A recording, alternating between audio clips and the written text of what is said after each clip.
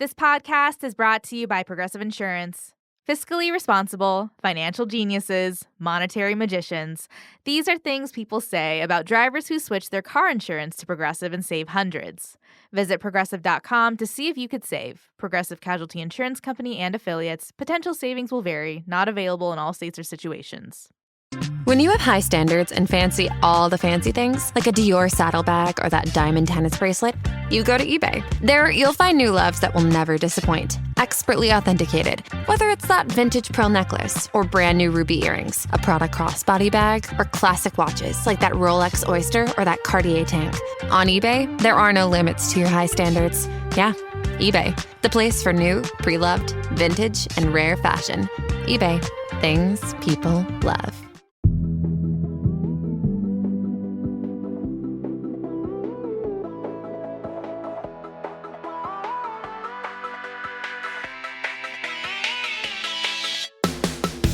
Hey, I'm Candice Lim. And I'm Kate Lindsay. And you're listening to ICYMI, In case you missed it. Slate's podcast about internet culture. And Kate, I had a certain photo make its way onto my desk this week, and by that I mean my Twitter feed. And when I saw it, I knew you were the one who could explain it to me. It is J.K. Rowling smoking a cigar with the caption, "I love when a plan comes together."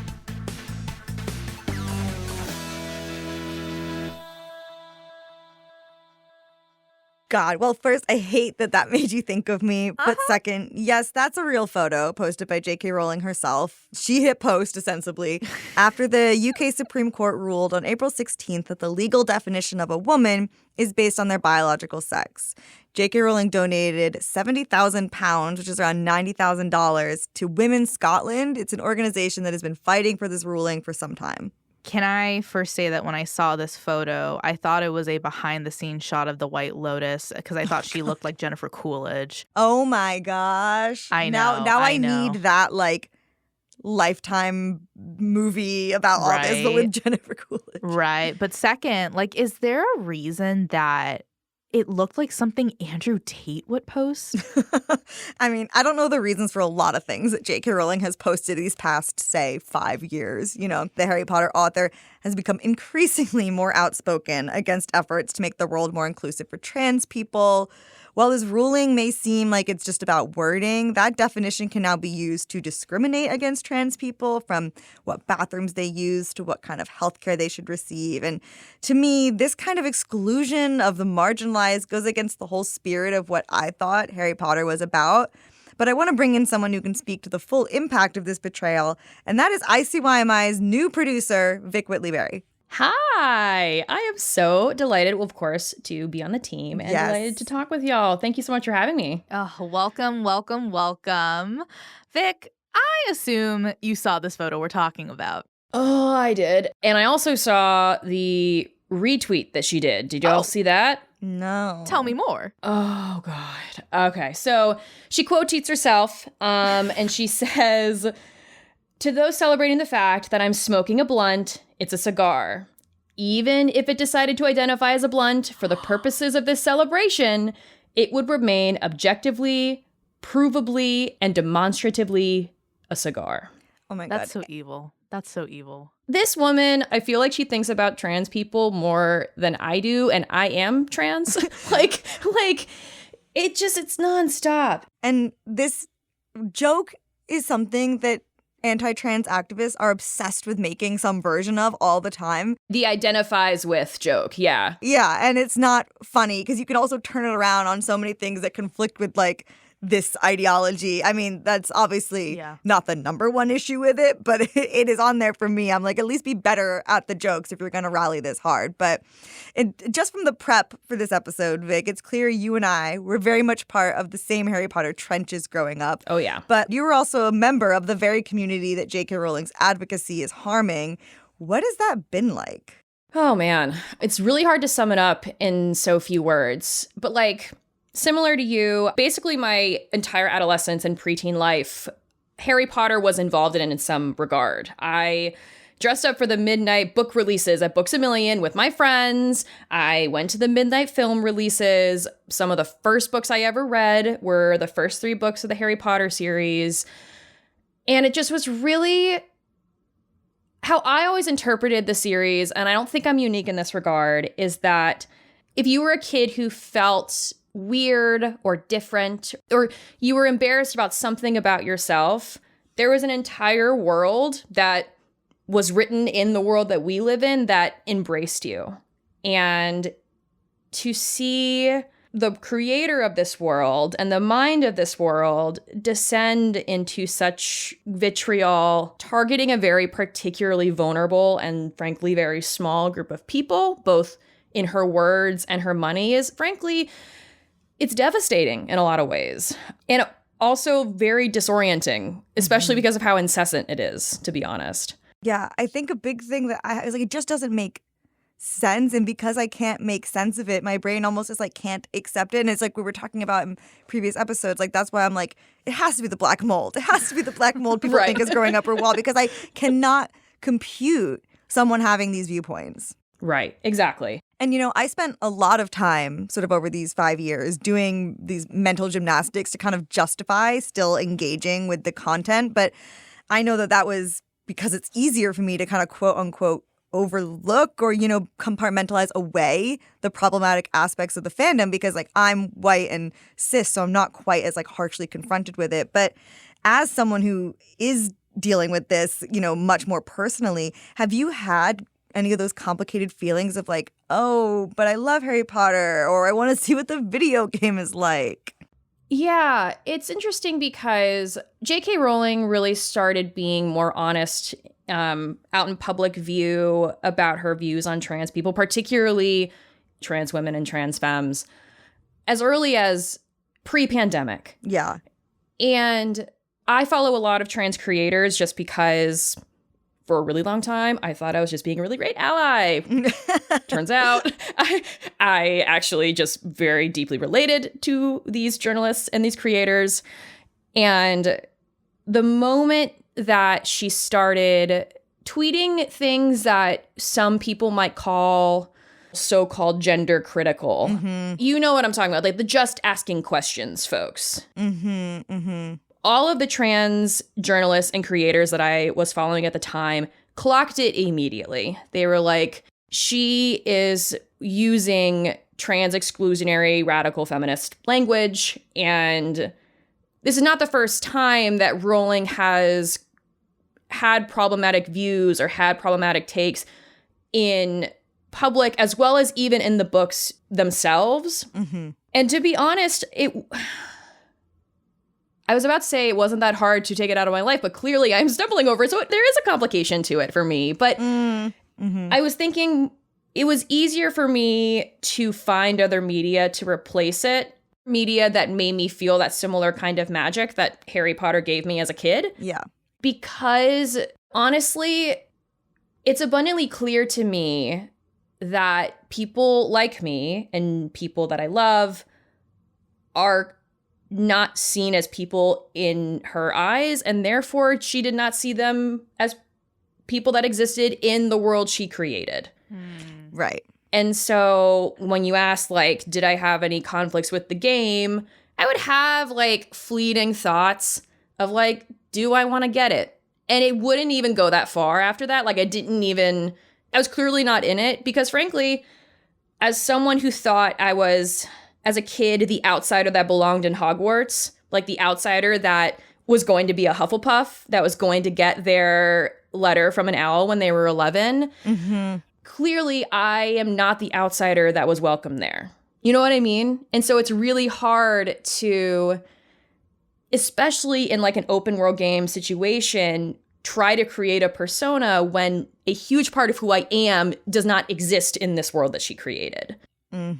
Which is heartbreaking. Like, that makes me really sad for little me. Yeah, because I would say like that is a reason why the game had an appeal. It's not like, you know, I was also, of course, a big Harry Potter computer game fan, but like the point of this game was more so rather than playing as any of the characters, you're kind of, depending on how you want to play it, plopped into the world as it could be yourself. Right. But then like the message that you're getting is like actually yourself is not welcome in this world and in this game. Right. And even talking about so much of the Harry Potter experience growing up, because Harry Potter, the books, were coming out as the internet was really becoming more accessible for everybody. So much of Harry Potter's success, I feel like, is tied in with the internet life of it. And so many people, myself included, wrote fan fiction that ostensibly we put ourselves into the story because that's what she invited us to do. Mm-hmm.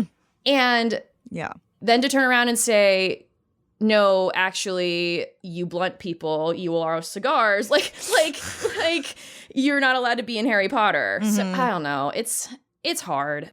Yeah, I mean, I think it's safe to say you and I are both lapsed Harry Potter fans, but HBO Max and J.K. Rowling, as we speak, are gearing up to remake basically the entire series from scratch, which suggests that there's still not just a huge fandom, but enough people still willing to pay and engage with the content despite J.K. Rowling's views on trans issues. Yeah, so clearly with this new show, presumably there is a market that HBO thinks will want to watch it. So actually I know of the perfect person that I think can talk to us a little bit more about who these new or maybe old Harry Potter, J.K. Rowling apologist people are. She's been my go-to cultural analyst for years for all things fandom and identity and also the intersections between the two. And honestly, her TikToks on all the Harry Potter world developments have been pristine. Mm-hmm. And we're so excited to have Princess Weeks on the show. But first, let's take a break. When we come back, Princess Weeks will help get everyone up to speed on the many controversies surrounding Harry Potter, both after and even before J.K. Rowling became outspoken about her ideologies.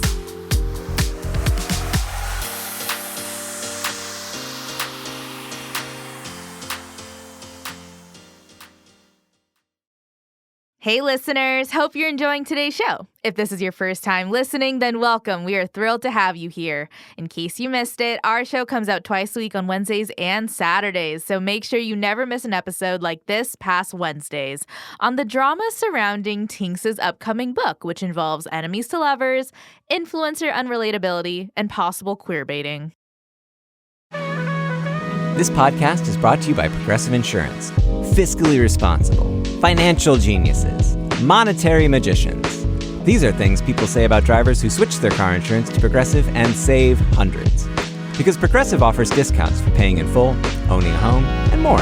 Plus, you can count on their great customer service to help you when you need it, so your dollar goes a long way. Visit Progressive.com to see if you could save on car insurance. Progressive Casualty Insurance Company and Affiliates. Potential savings will vary. Not available in all states and situations. Oh, ICYMI listeners, do I have a scoop for you? So what is it, you ask? It's that Discover is accepted at 99% of places that take credit cards nationwide. Now, before anyone goes suggesting that this is just a rumor, know that there's actual proof that this kettle of tea is not only piping hot, but 100% true. So, yeah, sometimes it pays to be a little nosy, but it always pays to discover. Based on the February 2024 Nielsen report, learn more at discover.com/creditcard. And we're back. Joining Kate and I on the show today is pop culture expert, journalist, and YouTuber Princess Weeks. Hello, Princess. It's so great to have you. Thank you so much for having me. This is so fun, despite the subject matter. I know, and I should point out, this is one of the rare times someone is in studio with me, which is a whole new learning experience. I'm like, do we make eye contact? Is that awkward? Not for me. Good. Yeah. And before we dive into the Harry Potter of it all, Princess, I want to ask you the question we ask all first-time guests, which is, what is your first internet memory? Oh, man. Well, I was an AOL disc kid. So, I remember the dial-up. But my first actively going on websites I was really big in avatarspirits.net, which was the message boards for the Avatar The Last Airbender fan base. I was in there like swimwear, as the elders say, because every day I had to rush and do that, and it took over my entire life. But the AOL sound, dial-up, and anything Avatar related online, I was there. Yeah. And this question is always an interesting one because when I was asked it, and whenever I'm sort of talking to people about the early internet, for me, it's pretty much completely inseparable from Harry Potter. That's how I got online. It's why I got online. And it is where I spent similarly like most of my time when I wasn't being forced to pay attention in school. I was paying attention to this fake school in a world of magic. So I am coming in as someone who had a very intense relationship with Harry Potter growing up, but I'm curious what your relationship with the series is.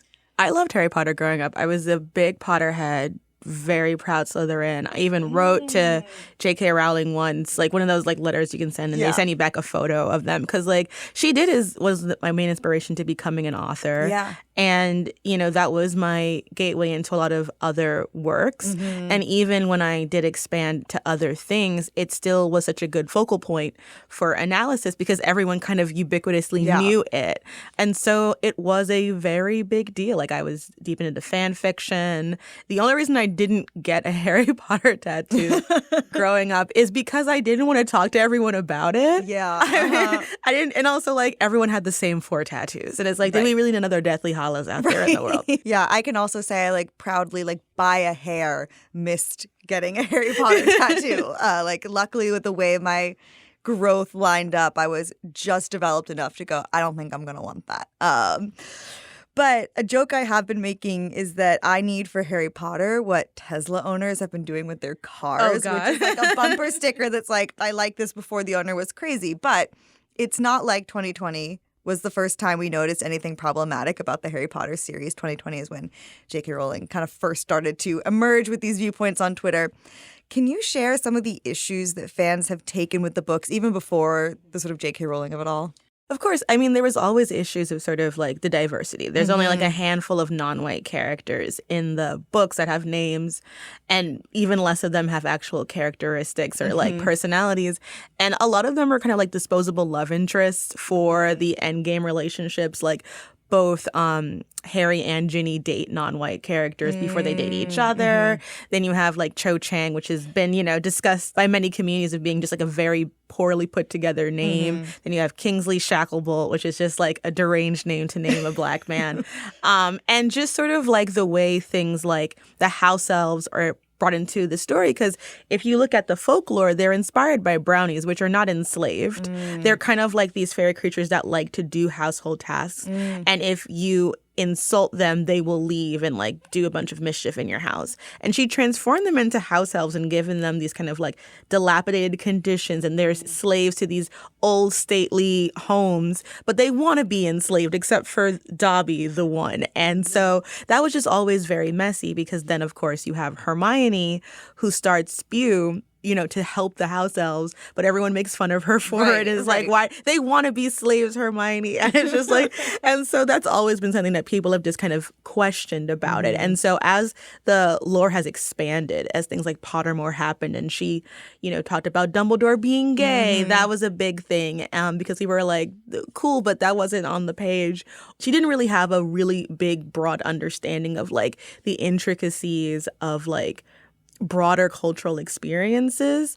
But because the books were so popular, you did have this sort of desire to see that expansion. And so there's just always been a lot of discussion from BIPOC people and also some marginalized religious people about like, you know, we see Yule and we see Christmas every book, not a menorah, not anything to be seen any there. So like you would think, especially because the books technically take place in the 90s. Right. And like 90s Britain is like very diverse. Maybe not Scotland where it takes place in, but like the culture would be diverse. And you don't like, you know, these kids should be listening to Mariah Carey. You know, there's absolutely no cultural touchstones for it. So it's like this very interesting dynamic of like this ultra specific magic school that has like no culture in it. Yeah, and she, before she was notorious for her current views, she was pretty notorious for hopping on Twitter and just kind of arbitrarily dropping a fact. The craziest one I actually remember is she was like, yeah, they would piss themselves. Yeah, they would just vanish their poop in the thing. I'm like, girl, we don't need to know this. And that's the thing, because I do think, you know, especially when I was younger and started hearing these criticisms, your like knee-jerk thing is like, oh, maybe she didn't realize. And then you start to learn like, no, she's thought about this a lot. And like, you know, even when it comes down to the names, like so many of the names for white characters have these like very thoughtful roots in like Latin and like and they're crafted specifically for the character. And then then you have like Cho Chang, which is not a name. Like it's and so it's you can't really.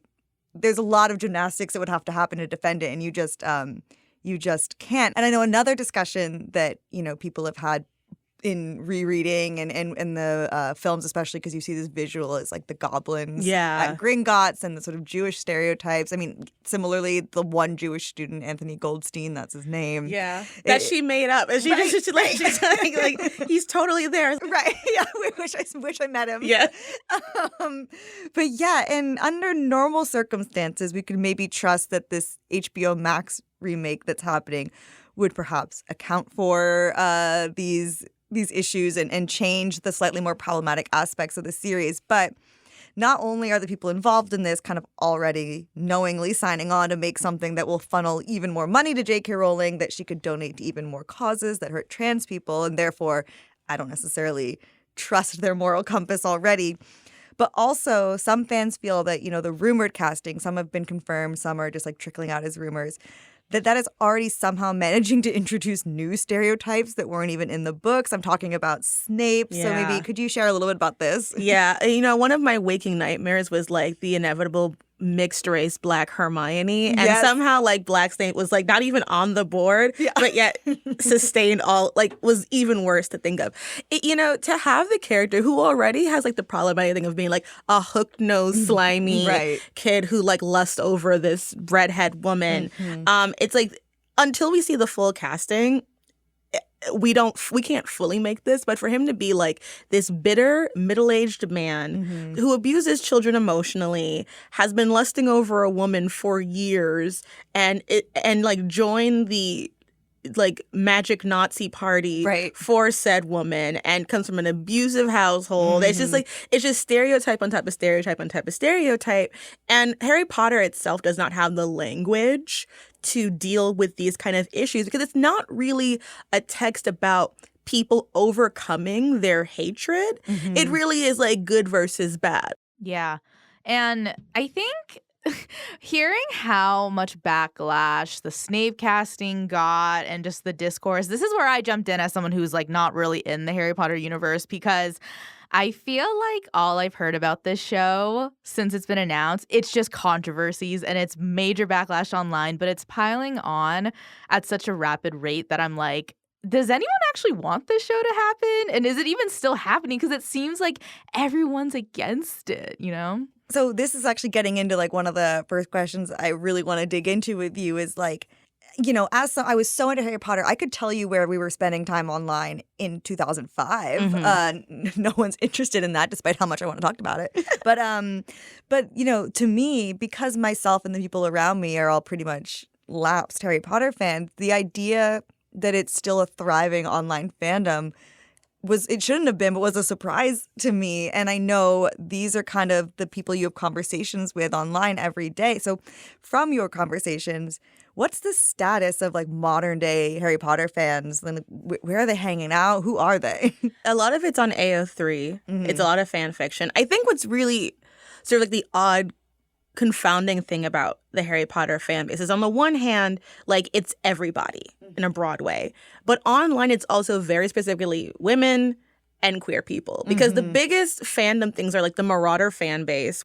So the Marauder fandom, for those who don't know, is the Marauder period is when the characters of James Potter, Sirius Black, Remus Lupin, and Peter Pettigrew and Snape are all like going through Hogwarts.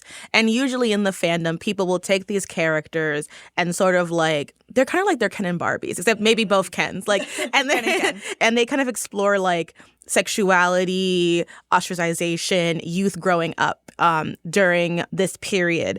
It's entirely made up because there's not that much information about this period in the books. So it's people that are 1,000% thriving on their own headcanons using like the sprinkles of stuff in there. And then you do have like Hermione is very popular. There are a few books being inspired by that. The ship between like Draco Malfoy and Hermione online, which I'll admit I have been a fan of that ship since I was a kid. I've always liked enemies to lovers. So like that's always been a thing. But those are the things that are kind of like thriving, and they're all sort of like made up wholesale by the community. And like TikTok especially, because during the pandemic, TikTok really allowed the usually kind of like segmented nerdy fan base to really get a new influx of influencers. So there's a lot more people who are like talking about fan fiction on Book Talk, talking about Harry Potter in different ways. There are people who deconstruct it. So you do have on the one hand this kind of general, a lot of people like Harry Potter, a lot of people it's their only fantasy world. It's the best thing they've ever had.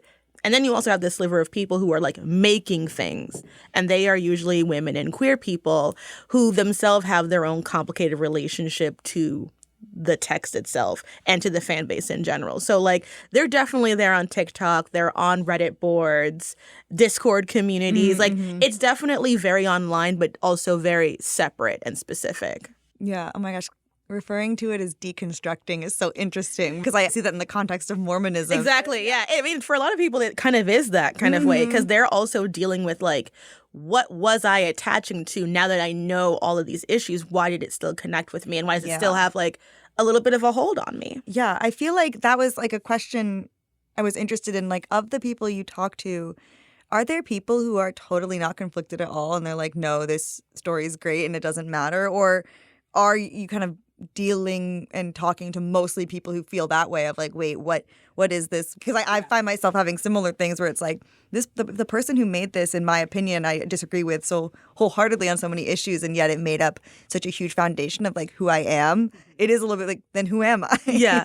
It's funny because online, like all of the people I really hang out with or talk to are not interested in doing it. Like if they do, it's truly through fandom that doesn't give her any money. And then I have like my circle of like, you know, fellow like woke friends who really do care about the issues. And then I'll meet people like in the wild who are like, oh, that's bad, but I like the books. And that's just, I don't consider that neutral anymore because I think that like them choosing not to view it as political doesn't make it non-political. But they just are kind of just like going through life. Like I was walking to an event in Times Square, which I hate to do, but I just saw everyone lining up for The Cursed Child still. And I'm like, that's not even a good play. Oh my God, no, it's not. It's so long. But like there are people who just like, they don't know. I worked at a bookstore. I worked at Bookstore Magic in Brooklyn for a while, part-time. Loved it. And you know, they don't sell Harry Potter there. Oh, wow. I didn't know that. And it's like whenever people gave us like pushback from that, they would get upset. And I'm just like, you can literally buy it anywhere. Yeah. But also like,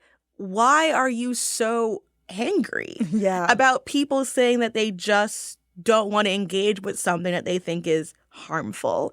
And I think that there's a lot of guilt that those people don't want to have. And so they're just so angry if you even would insinuate that there is something positive about not engaging with it at all. I will say, you bringing up Cursed Child just now, I realize I am a part of this. I did see that. And you're like, wait, I have something to say. Secret lore. No, it's so funny because like the minute you said that, I got this flashback to like pre-pandemic. So guys, tell me if I'm part of the problem. Pre-pandemic, my friend couldn't go, so I paid him for the ticket. Therefore, am I actually innocent and is he actually guilty?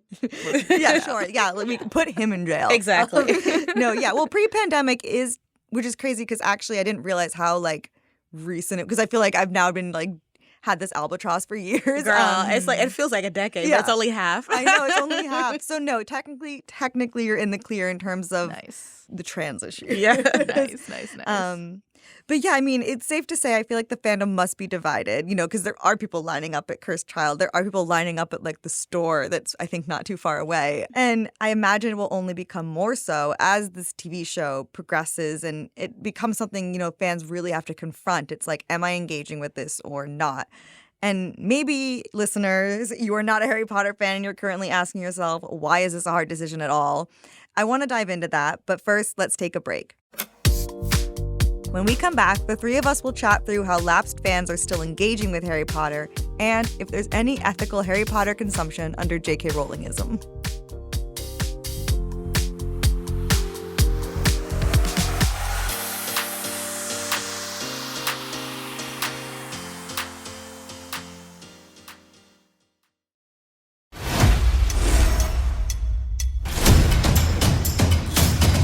Chefs, 24 culinary showdowns for 24 hours straight.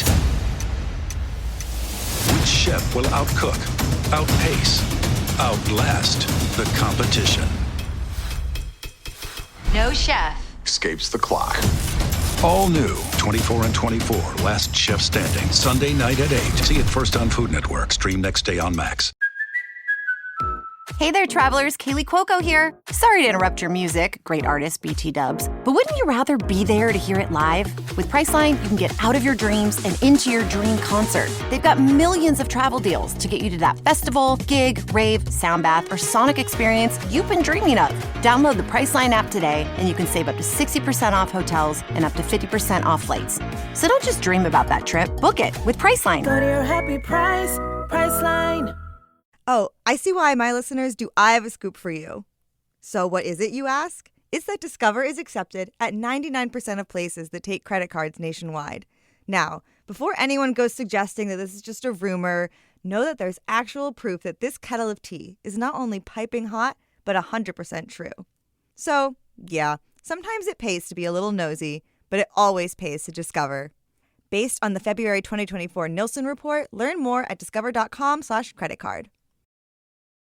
And we're back. And Kate, I'm glad you mentioned people might not understand what makes this so difficult for fans, because as someone who is sadly not a Harry Potter fan, a part of me is a little bit like, oh, why can't you just stop? Like, stop reading the books, stop watching the movies, don't buy the video game, don't watch the TV show. What's going on there? Yeah, and I totally hear where people are coming from with that. And it is tempting to think that like all Harry Potter fans are like stunted adults who need to grow up and move on. But speaking for myself, at least, Harry Potter, like I mentioned earlier, is like pretty hard to untangle from the foundation of who I am. And I know that sounds dramatic, but truly it was the first book I ever read, even as I was learning to read. I like still remember it.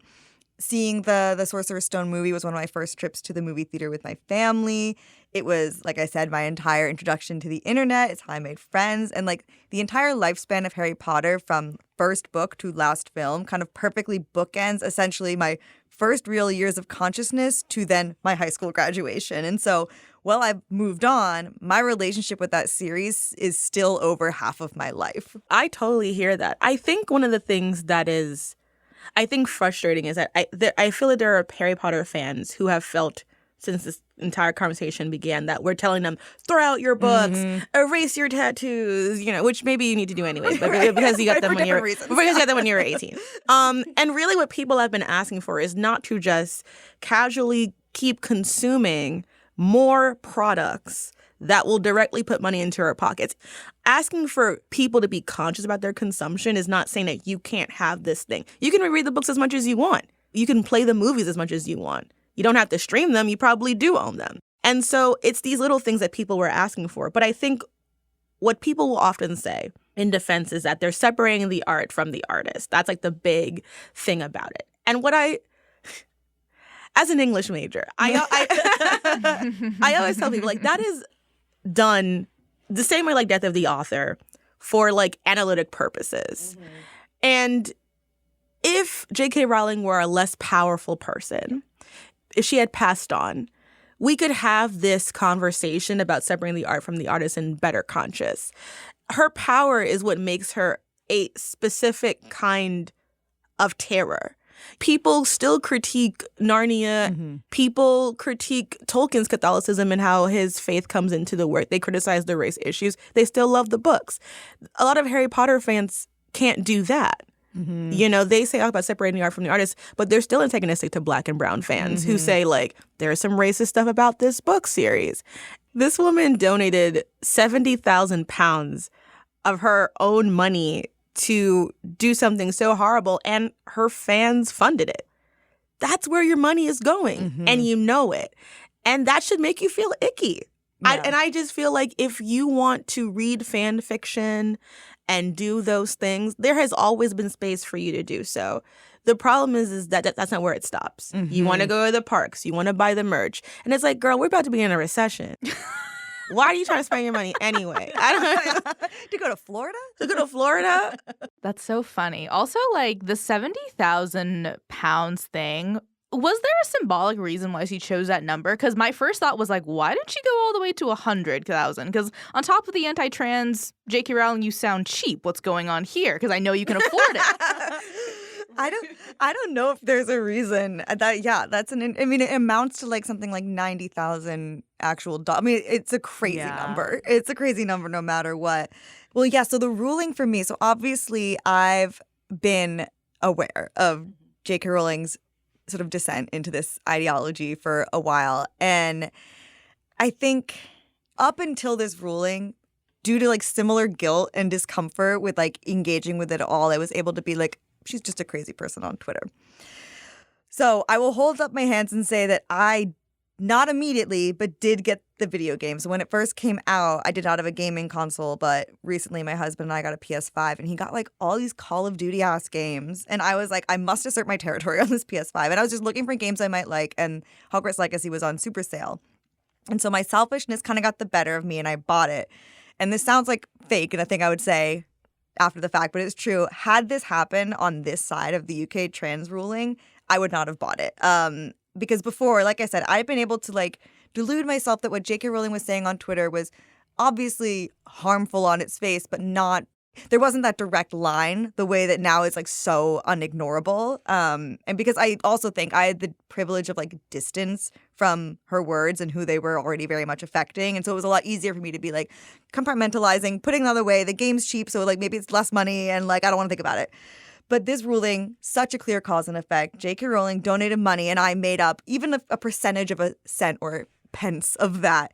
And that money significantly influences ruling and it directly hurt the lives of every trans person in the UK. And I think I really needed that slap in the face because it's not harmless, even though it was like $30. It's not some rando on Twitter. And I regret buying it. And the game sucks, is what I Right. heard. Yeah. Okay, this is the craziest part about the game is that when you make a character, you could choose a boy or girl because that's what gender is.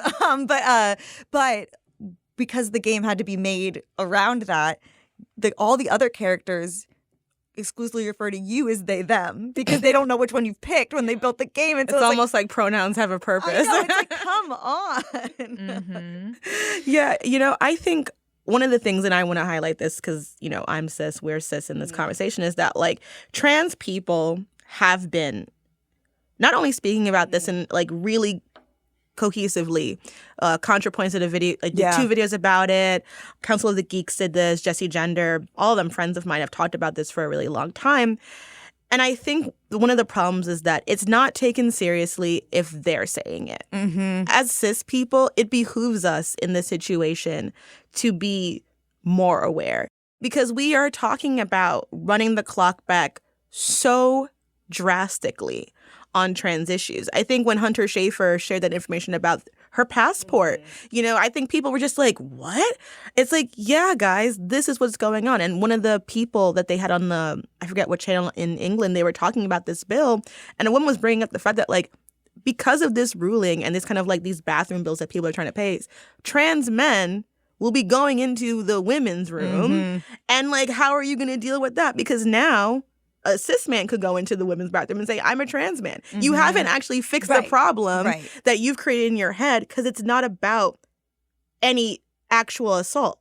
It is because you invented this issue. If trans men then have to use women's toilets, that's going to make women less safe because how are you going to stop a man, a normal man, going into a woman's toilets and saying, I'm a trans man? And so I think we have to look at I don't follow that logic.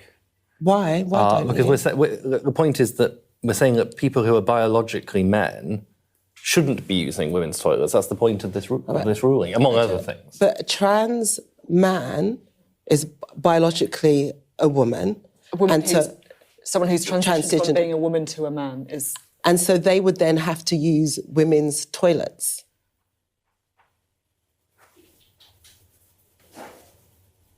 I think this...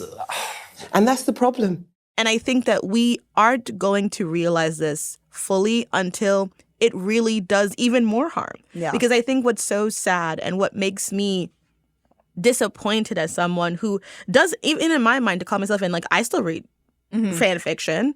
Like, that has always been kind of my little safe space.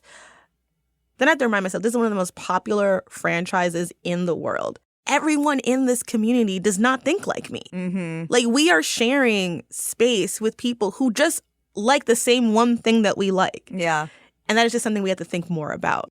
Yeah, and we've been talking a lot about the new series that HBO is making and the things within the fandom that directly make J.K. Rowling money.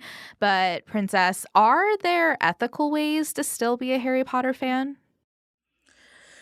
Big breath, yeah. It's I hate to be like, it's a lot of things. I think that there are. I think the fandom itself makes it hard for it.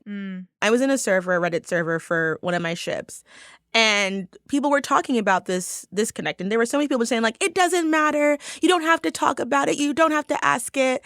People don't want to be scolded, all this kind of stuff. And it just made me realize that, like, this is why it's hard to say that you can, because you guys clearly don't give a curse word.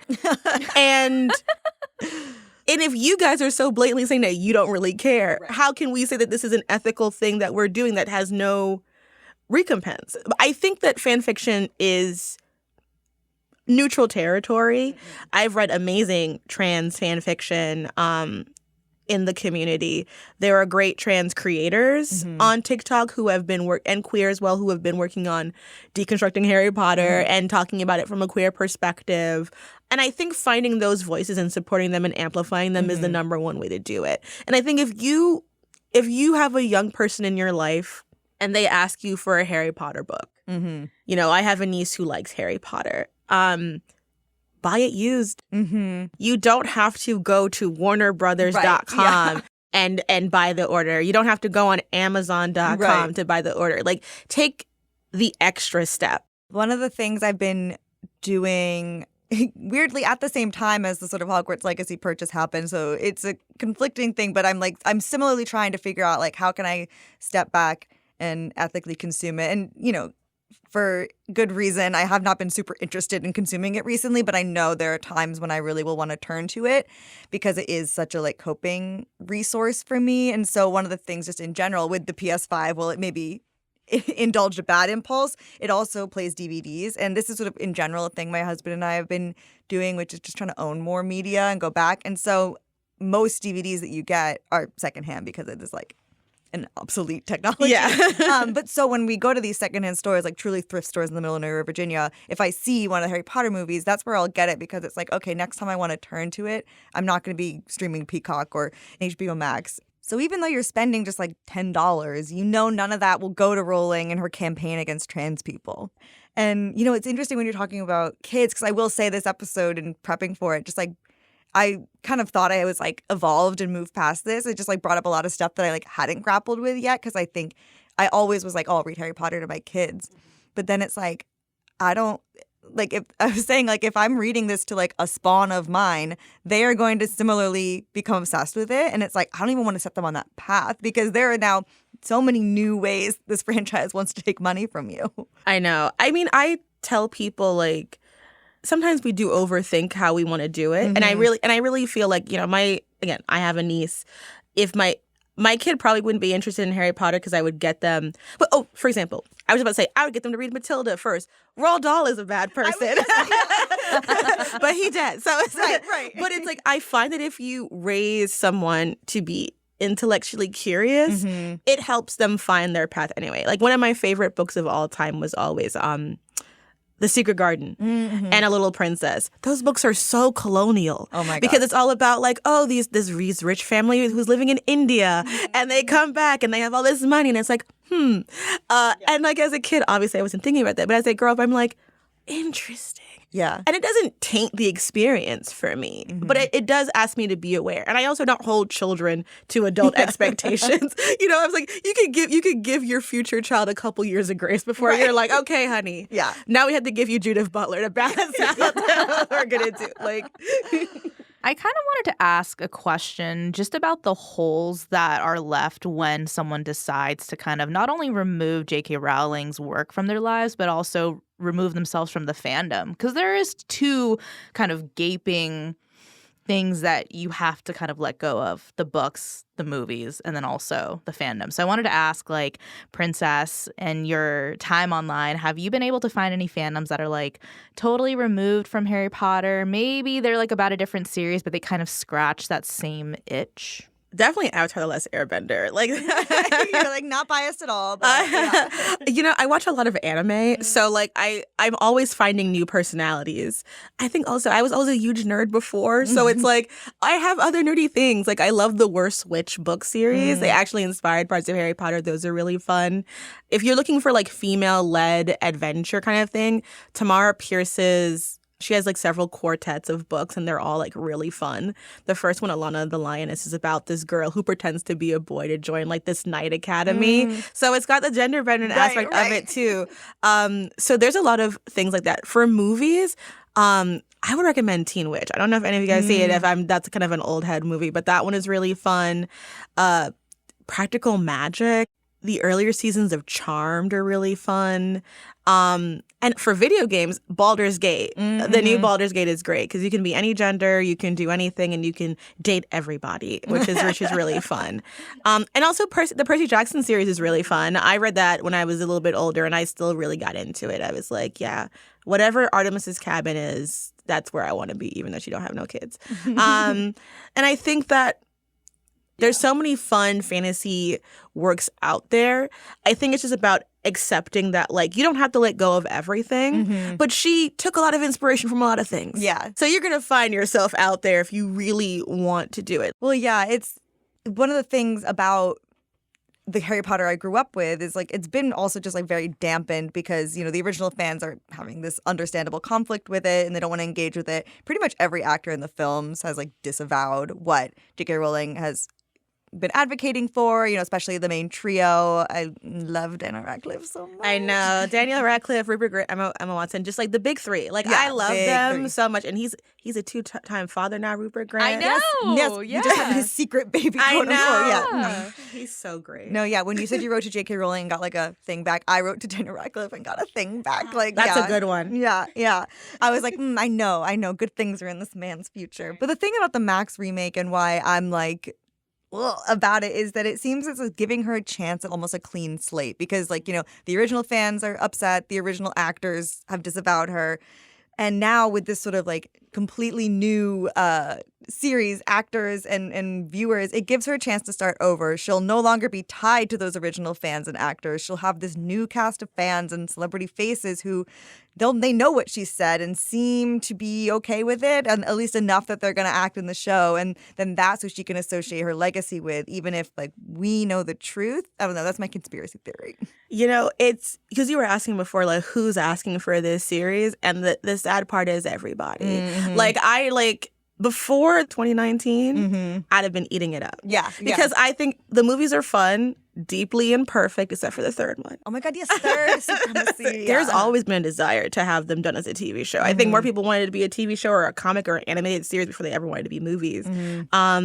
People say, like, oh, the Marauders would have been better, but, like, she wasn't going to do that. The only people who like that are gay people. And she's like, absolutely not. She's not a fan of us. I think what's going to be interesting is, like, we've already seen that they want to do a slightly more diverse reimagining of this world. They didn't expect that the fandom was racist. I knew that. They could have asked me. So you have people who are married to the old cast, who love them on a certain level, who do not want change, who do not want ethnic or religious diversity changes to it. And we have a market that has not really shown sustainability for shows for 7 seasons. Yeah. What they're committing to is not just redoing the entire franchise, is like doing 7 seasons of what will be at least 10 episode things. I don't think they could handle it, even if it was successful. But I think what's going to be the issue is that every single press conference, these actors, especially the adults, are going to be asked about J.K. Rowling's views. Pape Seydoux, you know, he's going to be asked about it. And John Lithgow, his most recent interview, who are his press people? Yeah. I know. I don't know why he would admit to saying, oh, yeah, a friend came and told me from her trans child's perspective not to do this. And he was like, Yeah, that's like Liam Neeson level of Exactly. just saying something into a microphone unprompted that is insane. Yeah. I was like, this is why you didn't win the papacy. Like, you know what I mean? Like, you know, like you don't have to do that to yourself, but it's going to be a huge burden. And I think there was a recent article about Pape Seydou being one of the actors to sign this petition about supporting trans people in the UK. And I'm like, that's great. But what's going to happen when you get asked these questions? Yeah. Or if they're going to be asked these questions? Because now the press is being treated with so much suspect. I'm sure they're going to be told, you can't ask that. Yeah. But that's going to be the question on everyone's mind. And you have to bring it up. Like, she keeps posting about it. Yeah. As someone who doesn't have $1 billion industry. Right. So it's never going to go away. It's just going to have to be the people who care and the people who don't. And I guess the question I'm asking is, will any of us here be watching the show? No, I will not. I would understand if people think I could be touch and go on that, but no, I will not be watching this show. I will not be giving this woman money. This whole thing, it makes me so sad for like overall. And the last thing I'm going to do is like make it worse by contributing to it. It's going to be hard for people who work in press because it's like you're throwing money away if you don't talk about it. If you work for like a pop culture journalism, but I won't be touching it. Yeah. I have no interest, and I also just despise her so much. Right. And it's like, I like the Harry Potter world that I've created where it's like Daniel Radcliffe is the star and he, is such an advocate for trans people. And like, that is, I think, of all the ways this series has been tarnished, I try to hold on to the fact that despite the community being divided, there is so much of the community that has worked to make it still special and to like mean and promote the message that I think we've always thought Harry Potter was about. I love my short Jewish king, Daniel Radcliffe. I love him so much. I love him. I think what would be awesome is if the same exact week this HBO show comes out, Emma, Daniel, Rupert, they all have movies coming out at the exact same time, and they just completely wipe the press like cycle that week so that there's nothing they can do, just like no one's even talking about the HBO show. And maybe, I don't know, maybe the three of them do like little BuzzFeed puppy kisses or something like that. Something very, very distracting. Yeah. I mean, I think if anything, when it does air, if it does, I probably will spend every weekend that it comes out like at a gay bar. That'll be my practice. I was thinking sensory deprivation day. That's what I was thinking.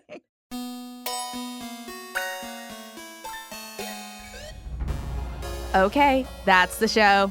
We want to thank Princess Weeks for joining us on today's episode. You can find her fantastic video essays on YouTube at princess_weeks, or you can follow her on TikTok at Princess Pendulum. We'll be back in your feed on Wednesday, so definitely subscribe. That way, you never miss an episode. Leave us a rating and a review in Apple or Spotify, and tell your friends about us. You can follow us on Twitter at ICYMI_pod, and you can always drop us a note at ICYMI@slate.com. ICYMI is produced by Vic Whitley-Berry, Candice Lim, and me, Kate Lindsay. Daisy Rosario is our senior supervising producer, and Hillary Fry is Slate's editor-in-chief. See you online. And not on the Warner Brothers Leavesden studio tour.